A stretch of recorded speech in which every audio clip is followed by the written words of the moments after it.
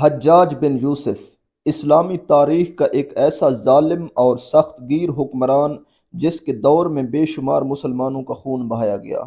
وہ شخص جس کے نام کے ساتھ ظلم، جبر، قتل و خون ریزی اور خوف کی ایک پوری داستان جڑی ہوئی ہے، جس کے حکم پر مخالفین کو سخت سزائیں دی گئیں، جس نے حکومت کے خلاف اٹھنے والی کئی بغاوتوں کو طاقت کے زور پر کچل دیا، اور جس کی فوج نے مکہ مکرمہ کا محاصرہ کر کے خانہ کعبہ پر منجنیقوں سے پتھر برسائے۔ حجاج بن یوسف کی تلوار جب اقتدار کے لیے نکلی تو اس نے اپنے مخالفین کے خلاف رحم کی بہت کم گنجائش چھوڑی۔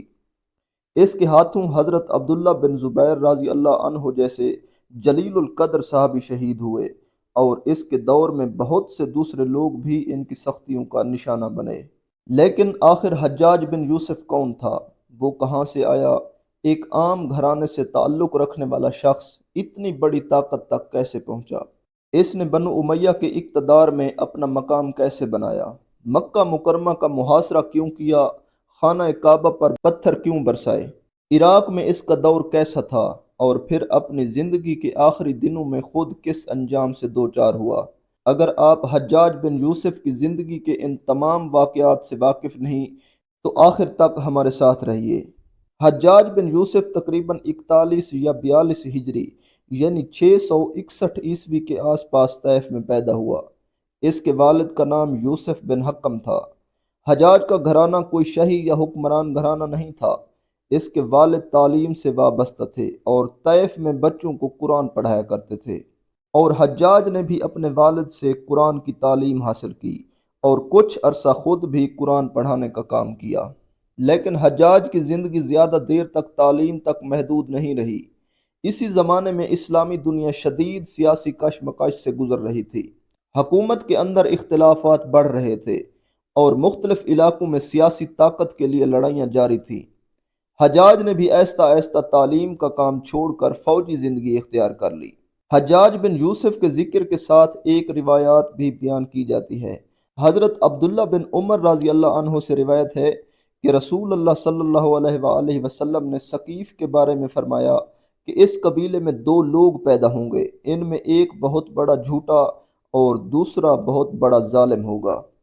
اس روایات میں جس جھوٹے شخص کا ذکر ہے اس کے بارے میں اہل علم کے درمیان اختلاف پایا جاتا ہے، لیکن جس ظالم شخص کا ذکر ہے اسے تاریخی طور پر حجاج بن یوسف سے منسوب کیا گیا۔ حجاج جوان ہوا تو اس نے اموی حکومت کی فوج میں شمولیت اختیار کی۔ اس زمانے میں یزید بن معاویہ کی حکومت تھی اور اسلامی دنیا ایک شدید سیاسی بحران سے گزر رہی تھی۔ حجاج ابھی کوئی بڑا افسر یا حکمران نہیں تھا، وہ ایک عام فوجی تھا، لیکن وقت کے ساتھ اس کی سختی، نظم و ضبط اور حکم منوانے کی صلاحیت لوگوں کے سامنے آنے لگی۔ پھر یزید بن معاویہ کا انتقال ہوا اور بنو امیہ کی حکومت کمزور پڑ گئی۔ دوسری طرف حضرت عبداللہ بن زبیر رضی اللہ عنہ نے مکہ مکرمہ میں اپنی خلافت قائم کی اور بہت سے علاقوں کے لوگوں نے ان کے ہاتھ پر بیعت کر لی۔ کئی سال تک اسلامی دنیا میں سیاسی کشمکش جاری رہی۔ پھر عبد الملک بن مروان بنو امیہ کا خلیفہ بنا۔ عبد الملک کے سامنے سب سے بڑا مسئلہ یہ تھا کہ اسلامی حکومت کئی حصوں میں بڑھ چکی تھی۔ حضرت عبداللہ بن زبیر رضی اللہ عنہ کے پاس حجاز اور دوسرے علاقوں میں بھی مضبوط حمایت موجود تھی۔ جب عراق میں بھی اموی حکومت کو شدید مخالفت کا سامنا تھا، عبد الملک نے حکومت کو دوبارہ ایک مرکز کے تحت لانے کا فیصلہ کیا۔ اسی دوران حجاج طیف سے نکل کر شام پہنچا اور اموی حکومت کی فوجی خدمت میں شامل ہو گیا۔ روح بن زنبا کے زیر انتظام اموی فوجی دستے میں تھا۔ روح بن زنبا عبد الملک بن مروان کے بہت قریب تھا اور خلیفہ اس سے اہم معاملات میں مشورہ کرتا تھا۔ حجاج نے یہاں بھی اپنی سختی اور نظم و ضبط کا مظاہرہ کیا۔ فوج میں ایک وقت ایسا آیا کہ سپاہی خلیفہ کے ساتھ چلنے وقت پر روانہ نہ ہوئے اور فوجی نظم و ضبط کی پابندی کرنے میں سستی کرنے لگے۔ عبد الملک بن مروان کو اس صورتحال کی شکایت پہنچی۔ عبد الملک نے روح بن زنبا سے کہا کہ ایسا شخص چاہیے جو فوج کو قابو میں رکھ سکے اور جس کے حکم کے سامنے سپاہی ٹال مٹول نہ کریں۔ روح بن زنبا نے حجاج کا نام لیا اور کہا کہ میرے پاس ایک ایسا شخص ہے جو اگر فوج کی ذمہ داری سنبھال لے تو فوج کو خلیفہ کے ساتھ چلائے گا اور کسی کو پیچھے رہنے نہیں دے گا۔ عبد الملک نے حجاج کو یہ ذمہ داری دے دی۔ حجاج نے ذمہ داری سنبھالی تو اس نے فوج میں سخت نظام قائم کر دیا۔ اب سپاہیوں کے لیے وقت پر روانہ ہونا اور خلیفہ کے حکم کی پابندی کرنا ضروری تھا۔ ایک دن حجاج نے دیکھا کہ روح بن زبا کے کچھ آدمی بھی فوج کے ساتھ روانہ ہونے کے بجائے اپنے خیمے میں بیٹھے کھانا کھا رہے ہیں، جبکہ فوج آگے روانہ ہو چکی تھی۔ حجاج ان کے پاس پہنچا اور کہا، تم لوگ ابھی تک یہاں کیوں بیٹھے ہو؟ فوج روانہ ہو چکی ہے، تم بھی اس کے ساتھ روانہ ہو۔ انہوں نے حجاج کی بات کو اہمیت نہیں دی بلکہ اسے ساتھ کھانے کے لیے بیٹھنے کو کہا۔ حجاج نے جب دیکھا کہ یہ لوگ بھی خلیفہ کے حکم اور فوجی نظم کی پرواہ نہیں کر رہے تو اس نے سخت کارروائی کی۔ اس کے حکم پر انہیں گرفتار کر لیا گیا، انہیں کوڑے مارے گئے اور فوج کے سامنے ان کی سختی سے سرزنش کی گئی، یہاں تک کہ روح بن زنبا کے خیمے بھی جلا دیے گئے۔ روح بن زنبا کو جب اس بات کا علم ہوا تو وہ غصے اور شکایت کے ساتھ عبد الملک بن مروان کے پاس پہنچا۔ اس نے کہا، اے امیر المومنین، حجاج جو پہلے میری نگرانی میں تھا، اس نے میرے آدمیوں کو مارا اور میرے خیمے جلا دیے۔ عبد الملک نے فوراً حجاج کو اپنے سامنے بلایا۔ حجاج خلیفہ کے سامنے حاضر ہوا۔ عبد الملک نے پوچھا، تم نے یہ سب کیوں کیا؟ حجاج نے ایسا جواب دیا جس نے عبد الملک کو مزید متاثر کر دیا۔ اس نے کہا، اے امیر المومنین، یہ میں نے اپنی طرف سے نہیں کیا، میں آپ کا ہاتھ ہوں اور میرا کوڑا آپ کا کوڑا ہے۔ آپ نے مجھے فوج کی ذمہ داری دی تھی، میں نے صرف آپ کے حکم کو نافذ کیا ہے۔ حجاج کے جواب میں اس کی وفاداری اور سخت مزاجی دونوں نمایاں تھیں۔ عبد الملک نے روح بن زنبا کے نقصان کا ازالہ کر دیا، لیکن حجاج کو اس کے عہدے سے نہیں ہٹایا، بلکہ اس واقعے کے بعد حجاج کا مقام عبد الملک کی نظر میں اور بڑھ گیا، اور عبد الملک کو یقین ہو گیا تھا کہ یہ شخص سخت حالات میں بھی حکومت کا حکم منوانے کی صلاحیت رکھتا ہے۔ اسی دوران عبد الملک نے عراق کی طرف بڑی فوجی کارروائی کا فیصلہ کیا، کیونکہ عراق پر حضرت عبداللہ بن زبیر رضی اللہ عنہ کے بھائی مصعب بن زبیر کا قبضہ تھا۔ عبد الملک کی فوج عراق کی طرف روانہ ہوئی اور حجاج بھی اس فوج کے ساتھ شامل تھا۔ جنگ ہوئی اور آخر کار مصعب بن زبیر شہید ہوئے۔ عراق دوبارہ اموی حکومت کے قبضے میں آ گیا۔ اب حضرت عبداللہ بن زبیر رضی اللہ عنہ کے پاس بنیادی طور پر حجاز باقی رہ گیا تھا، اور حجاز کا مرکز تھا مکہ مکرمہ۔ عبد الملک بن مروان نے اب اپنی پوری توجہ مکہ مکرمہ کی طرف کر دی۔ اس مقصد کے لیے اس نے حجاج بن یوسف کو ایک بڑے لشکر کے ساتھ مکہ مکرمہ کی طرف روانہ کیا۔ حجاج مکہ کی طرف بڑھا تو اس کے سامنے وہ شہر تھا جہاں حضرت عبداللہ بن زبیر رضی اللہ عنہ موجود تھے۔ ایک طرف مکہ مکرمہ تھا، دوسری طرف حضرت عبداللہ بن زبیر رضی اللہ عنہ تھے، اور حجاج بن یوسف اپنی فوج کے ساتھ مکہ کی طرف بڑھ رہا تھا۔ اس کے بعد مکہ مکرمہ کا محاصرہ شروع ہوا۔ حجاج نے شہر کو چاروں طرف سے گھیر لیا۔ مکہ کے اندر حضرت عبداللہ بن زبیر رضی اللہ عنہ اور ان کے ساتھی موجود تھے۔ وقت گزرتا گیا، محاصرہ سخت ہوتا گیا۔ مکہ کے لوگوں کے لیے خوراک اور دوسری ضروری چیزوں کی کمی ہونے لگی۔ حضرت عبداللہ بن زبیر رضی اللہ عنہ کے ساتھی بھی آہستہ آہستہ کم ہوتے گئے، اور پھر حجاج نے وہ قدم اٹھایا جس نے اس واقعے کو اسلامی تاریخ کے سب سے دردناک واقعات میں شامل کر دیا۔ منجنیقیں نصب کی گئیں۔ مکہ مکرمہ کی پہاڑیوں سے حجاج کی فوج نے منجنیقوں کے ذریعے شہر کی طرف پتھر پھینکنے شروع کر دیے، اور ان پتھروں کی زد میں خانہ کعبہ بھی آ گیا۔ خانہ کعبہ پر پتھر برسنے لگے۔ مکہ کی گلیوں میں جنگ جاری تھی۔ حضرت عبداللہ بن زبیر رضی اللہ عنہ اپنے ساتھیوں کے ساتھ مقابلہ کر رہے تھے، لیکن وقت حجاج کے حق میں جا رہا تھا۔ محاصرہ طویل ہوتا گیا، ساتھی کم ہوتے گئے، حالات سخت ہو گئے، اور آخر کار حضرت عبداللہ بن زبیر تنہا رہ گئے۔ اور اسی محاصرے کے آخری دنوں میں حضرت عبداللہ بن زبیر رضی اللہ عنہ کی والدہ حضرت اسمہ بنت ابی بکر رضی اللہ عنہ بھی اپنے بیٹے کے پاس آئیں۔ حضرت اسمہ رضی اللہ عنہ اس وقت بہت بوڑھی ہو چکی تھیں، لیکن ایمان اور حوصلے میں ابھی بھی پہاڑ کی طرح مضبوط تھیں۔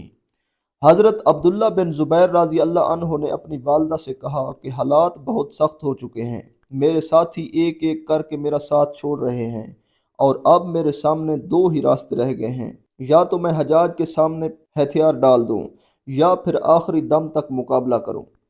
حضرت اسما رضی اللہ عنہ نے اپنے بیٹے کی بات سنی اور اسے ایسی نصیحت کی جو تاریخ میں ہمیشہ کے لیے محفوظ ہو گئی۔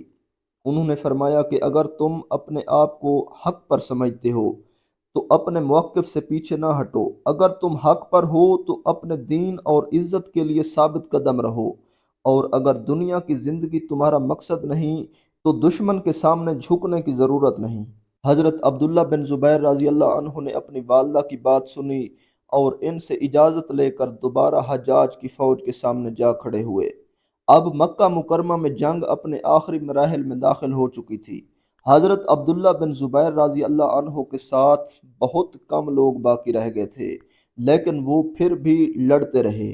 آخر کار حجاج کی فوج نے انہیں گھیر لیا اور حضرت عبداللہ بن زبیر رضی اللہ عنہ کو شہید کر دیا گیا۔ ان کی شہادت کے بعد حجاج نے ان کے جسم کو ایک جگہ لٹکا دینے کا حکم دیا تاکہ لوگ اسے دیکھیں اور اس انجام سے عبرت حاصل کریں۔ حضرت اسما رضی اللہ عنہ کو جب اپنے بیٹے کی شہادت اور اس کے جسم کو لٹکائے جانے کی خبر ہوئی تو وہ حجاج کے سامنے جھکنے کے لیے تیار نہ ہوئیں۔ حجاج نے انہیں اپنے پاس بلانے کے لیے پیغام بھیجا، لیکن حضرت اسما رضی اللہ عنہ نے آنے سے انکار کر دیا۔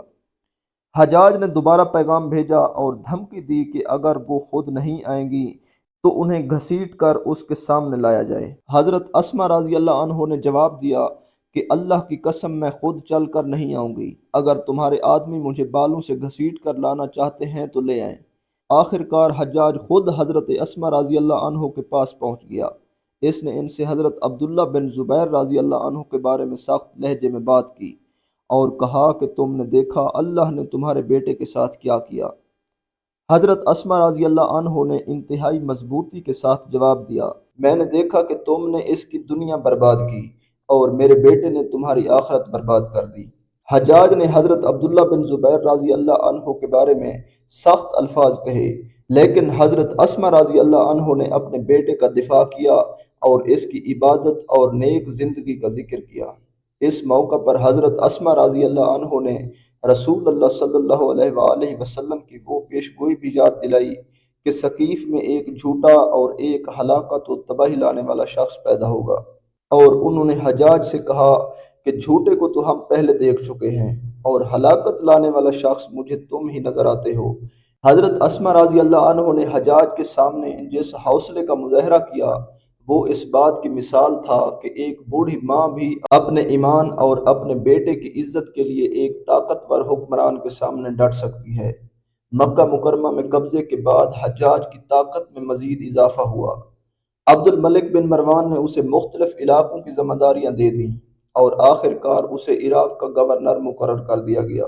عراق اس وقت ایک آسان علاقہ نہیں تھا، وہاں سیاسی اختلافات تھے، قبائلی جھگڑے تھے، حکومت کے خلاف بغاوتیں تھیں، اور ایسے لوگ بھی موجود تھے جو بنو امیہ کی حکومت کو قبول نہیں کرتے تھے۔ حجاج نے عراق پہنچتے ہی اپنی حکومت کا انداز واضح کر دیا۔ اس نے لوگوں کو سختی سے خبردار کیا کہ حکومت کے خلاف بغاوت، فوج میں نافرمانی اور خلیفہ کے حکم سے انحراف برداشت نہیں کیا جائے گا۔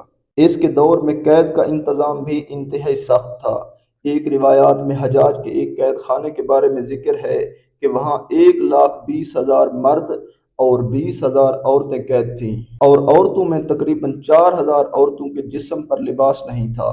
روایات کے مطابق یہ قید خانہ ایک بڑی کھلی جگہ پر تھا جس کے چاروں طرف دیواریں تھیں، لیکن اس کے اوپر چھت نہیں تھی، یعنی قیدیوں کے سر پر سایہ نہیں تھا۔ شدید گرمی میں سورج کی تپش براہ راست ان پر پڑتی تھی اور سردی یا بارش میں بھی ان کے لیے کوئی مناسب پناہ نہیں تھی۔ روایات میں یہاں تک بیان کیا گیا ہے کہ جب قیدی دھوپ کی شدت سے بچنے کے لیے اپنے ہاتھوں یا کسی دوسری چیز سے سایہ کرتے تو پہرے دار ان پر پتھر پھینکتے اور انہیں سایہ کرنے سے بھی روکتے تھے۔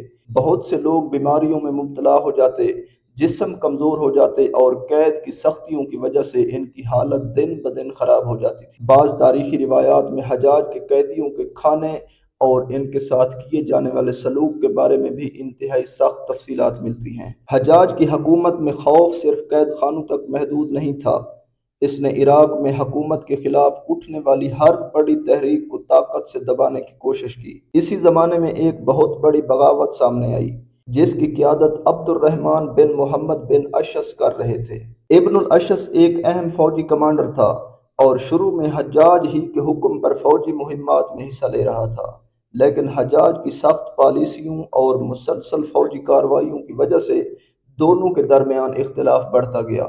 آخر کار ابن الاشعث نے حجاج کے خلاف بغاوت کر دی۔ اس بغاوت میں بہت سے لوگ اس کے ساتھ شامل ہو گئے۔ عراق کے کئی بڑے افراد اور علماء بھی اس تحریک میں شامل ہوئے اور حجاج کے مقابلے میں ایک بہت بڑی طاقت کھڑی ہو گئی۔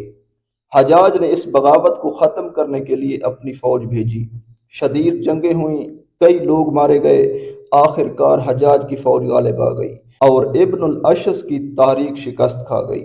بغاوت کے بعد حجاج نے اپنے مخالفین کے خلاف بڑے پیمانے پر کارروائی کی، بہت سے لوگ قتل ہوئے اور بہت سے گرفتار کیے گئے اور بڑی تعداد میں قیدی ان کے قید خانوں میں ڈال دیے گئے۔ اسی دور میں ایک اور ایسا واقعہ پیش آیا جس نے حجاج بن یوسف کی سخت گیری اور ظلم کی ایک اور بھیانک تصویر تاریخ کے صفحات پر ثبت کر دی۔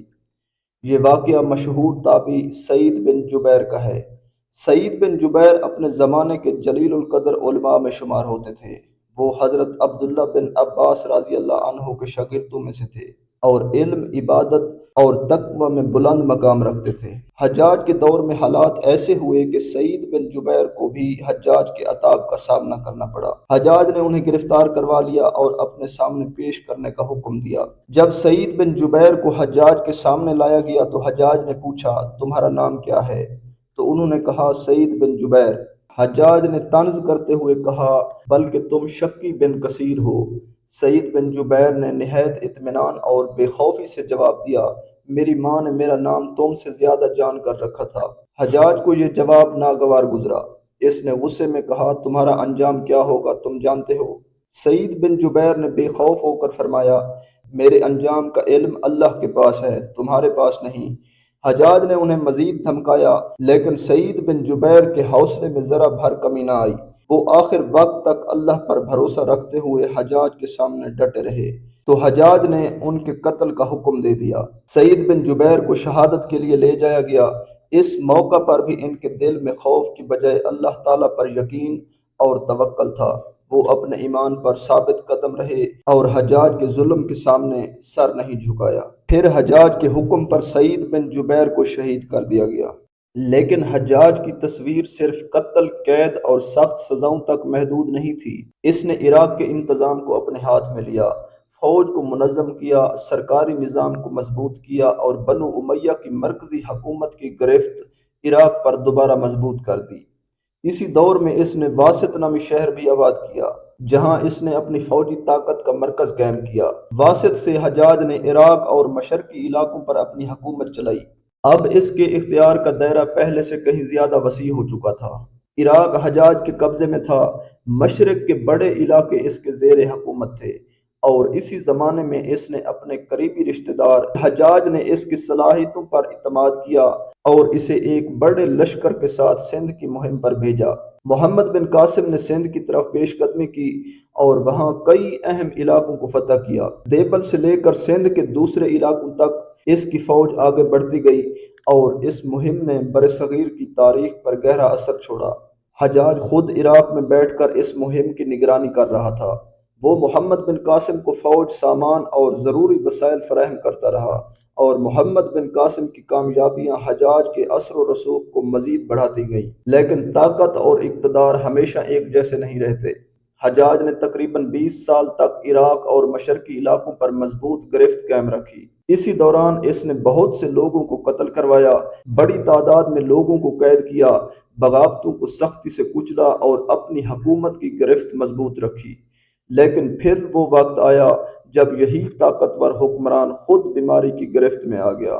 حجاج کو ایک شدید بیماری لاحق ہوئی، اس کے پیٹ میں سخت تکلیف پیدا ہوئی اور اس کی حالت دن بدن خراب ہونے لگی۔ وہ شخص جس کے حکم سے ہزاروں لوگ خوف زدہ رہتے تھے اب خود بیماری کے سامنے بے بس ہو رہا تھا۔ اس کی حالت اتنی خراب ہو گئی کہ وہ شدید تکلیف میں مبتلا رہتا۔ تاریخی روایات میں اس کی بیماری کے بارے میں مختلف تفصیلات ملتی ہیں۔ ایک مشہور روایات میں ہے کہ اسے ایسی بیماری لاحق ہوئی جس میں اس کے پیٹ کے اندر شدید خرابی پیدا ہوئی۔ حجاج نے طبیب کو بلایا۔ طبیب نے اسے دیکھا اور اس کی بیماری کو سمجھنے کی کوشش کی۔ پھر اس نے ایک عجیب طریقہ اختیار کیا۔ اس نے گوشت کا ایک ٹکڑا لیا، اسے ایک دھاگے کے ساتھ باندھا اور حجاج کے حلق کے راستے اندر اتار دیا۔ کچھ دیر بعد اس گوشت کو واپس نکالا گیا۔ روایات میں آتا ہے کہ اس گوشت کے ساتھ کیڑے یا بیماری کے آثار چمٹے ہوئے تھے۔ طبیب نے جب یہ منظر دیکھا تو اسے اندازہ ہو گیا کہ حجاج کی بیماری انتہائی خطرناک حالت میں پہنچ چکی ہے۔ اس نے حجاج کو بتایا کہ اب اس کے بچنے کی امید بہت کم ہے۔ یہ وہ حجاج تھا جس نے اپنی زندگی میں دوسروں کو موت کے قریب پہنچایا تھا، لیکن اب خود موت اس کے سامنے کھڑی تھی۔ اس کی تکلیف بڑھتی گئی، اسے شدید سردی محسوس ہوتی تھی۔ اس کے ارد گرد آگ جلائی جاتی تاکہ اسے گرمی پہنچے، لیکن بعض روایات میں آتا ہے کہ اس کے جسم کو سردی اتنی محسوس ہوتی تھی کہ آگ کے قریب ہونے کے باوجود اسے سکون نہیں ملتا تھا۔ کبھی اسے شدید سردی لگتی اور کبھی جسم کی تکلیف ناقابل برداشت ہو جاتی۔ روایات میں یہ بھی آتا ہے کہ اس کے جسم پر ایسے آثار ظاہر ہوتے تھے کہ اس کی بیماری اندر سے اسے کھا رہی ہو۔